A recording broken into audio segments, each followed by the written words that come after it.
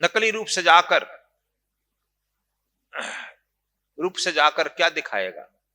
इसलिए IT, beauty, तीसरा duty. जिसको पूछो कि चलो कुछ सुबह शाम पूजा कर लो, सत्संग में चलो, ड्यूटी है, फुर्सत नहीं। देखो शर्मा बैठा है बिजली में, कहे कि भाई चलो यहाँ है गुरुजी ड्यूटी। असली ड्यूटी तू नहीं समझता है। इसलिए जितना आदमी तू लोग दीक्षा लिया है, रोज ड्यूटी समझकर, परमात्मा की ड्यूटी समझकर। मान लो कि आपके घर में फूल लगा लिया, इज इट करेक्ट? तो आप ही घर में ना सुगंध आएगा। बगल के पड़ोसी में गंदा यदि घर में है तो हवा बहेगा तो गंदगी की सुगंध आएगा कि नहीं आएगा। इसलिए कम से कम डायरी मिला है, प्रत्येक आदमी को, 2 आदमी को रोज नए नए आदमी को बात करना चाहिए और उनको साधना के पथ पर लाने का प्रयास करना चाहिए। साधना के पथ पर लाना, प्रयास करना भी तुम्हारा साधना का ही अंग है। तो जानता है ना, लेकिन करता नहीं है। महात्मा जी जिससे बतियाते हैं रोज उसी से बतियाते हैं। उसी में छिद्रावेशन करते हैं। नए आदमी के 2 आदमी को रोज बात करनी चाहिए जो दीक्षा लिया। तो यह एक ड्यूटी जोड़ लो कि ड्यूटी यह है, जिसे चाय पिएगा उसे रोज बात करेगा, उसे बात थोड़ा एनर्जी बता लो, चाय पैसा देना है, पी लिया, चल दिया। अब बात नए आदमी से करो। देखो पंजाब के खास करके यहां लोग स्मैक बहुत तेजी से चल रहा है। यहाँ के लड़कों का जीवन बड़ा स्पॉइल हो रहा है। देखते रोड पर जो है, कह रहे थे ये हमारे प्रधान जी की गायें गंदी खाती हैं। आखिर हमारी भी तो कुछ जिम्मेवारी है ना। हम लोग कुछ ऐसा करना चाहिए कि जो स्मैक, हम 1-2 जवान लड़कों का रोज क्लास लेंगे, ठीक से बात करेंगे, उन्हें ध्यान की तरफ अग्रसित करेंगे, उन्हें पूजा पाठ के लिए अगर सरित करेंगे, तो ध्यान एक ऐसा कार्य है कि उनका जो है पीना खाना छूट जाता है, गलत संगत छूट जाता है।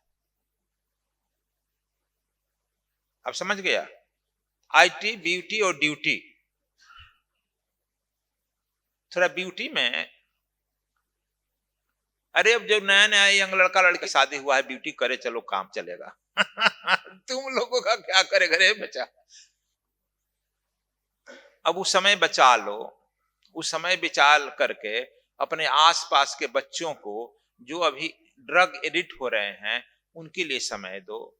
जो तुम्हारा कोई नहीं है, आपसे कोई नहीं संबंध है, जो ब्यूटी में अपना खर्च कर रहे हो, 10 रुपया चॉकलेट खरीद लो, उन लोगों को चॉकलेट दो। जो फुटपाथ पर लड़के घूम रहे हैं, वो चॉकलेट उनको बांटेगा तो तुमसे बात करने आएंगे।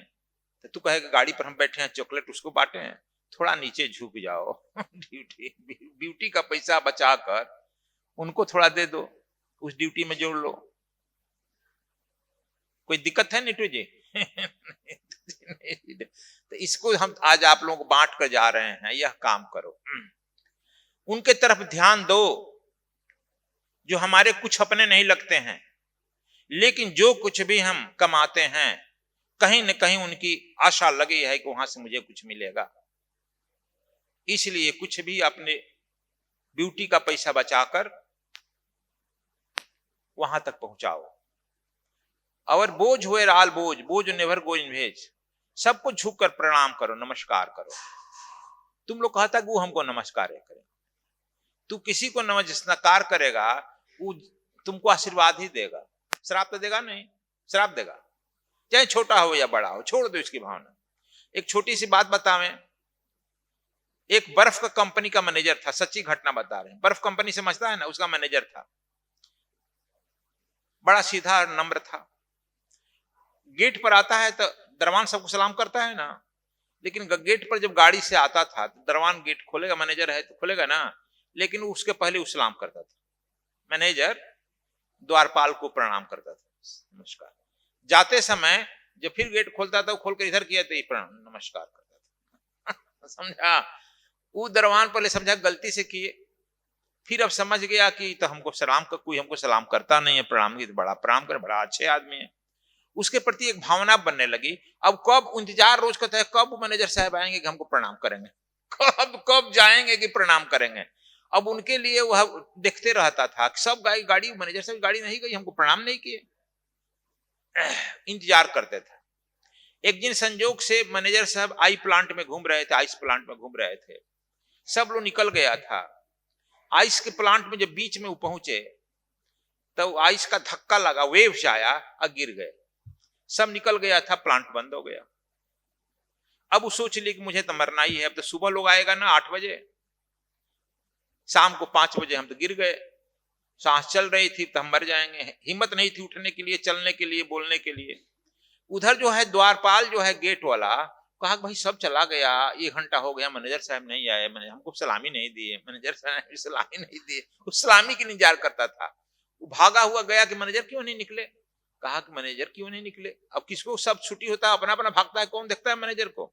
वह जो है देखा कि आइस प्लांट अभी खुला हुआ है, गेट के अंदर अपना आइस का गर्म कपड़ा पहन कर दौड़ा, अंदर देखा तो मैनेजर गिरा हुआ है। उसको अपने पीठ पर लाद करके बाहर निकाला और जो हीटिंग चैम्बर बना है उसमें डाला और डॉक्टरों को बुलाया, उसको गर्म किया गया। 1-1.5 घंटा में 2 घंटा में मैनेजर उठ खड़ा हुआ। तो मैनेजर सबसे गया कि मैं तो मर गया था, कौन बचाया। द्वारपाल कहा कि हम बचाए। सब लोग पूछा कि तुमको क्या गरज है, तुम क्यों बचाया, तो सांच बात कहते कि हमको कोई सलाम तो करता नहीं है। द्वारपाल को कोई सलाम करता है, यही प्रणाम करते थे। तो ये आज हम रोज देखते थे कि आज प्रणाम मिला नहीं, हमको सलामी मिला नहीं, दिन मैनेजर सलाम करता था, दिया नहीं, तो हम सलामी लेने के चक्कर में इनको खोजने लगे। तब खोजने लगे तो हमको पता चलेगा कि आइस चैम्बर में कहीं गिर तो नहीं गए हैं, क्योंकि लास्ट में निरीक्षण करते हैं कोई लेबर तो नहीं रह गया लेकिन अपने रह गए। तो देखो यह नमस्कार करना उनके लिए फायदा हुआ कि घाटा हुआ। इसलिए हम भी कहते हैं आप लोग किसी को छोटा बड़ा मत समझो। हरिओम कहता है, हरिओम तो परमात्मा को कह रहा है ना, हरिओम। नमस्ते भी कहते हैं, नमः धनस्ते, जहां सत्य है वहां मैं झुक रहा हूं।